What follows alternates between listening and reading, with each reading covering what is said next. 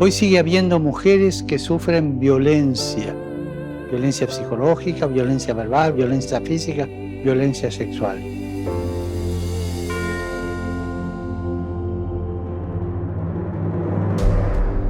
Es impresionante el número de mujeres golpeadas, ofendidas, violadas.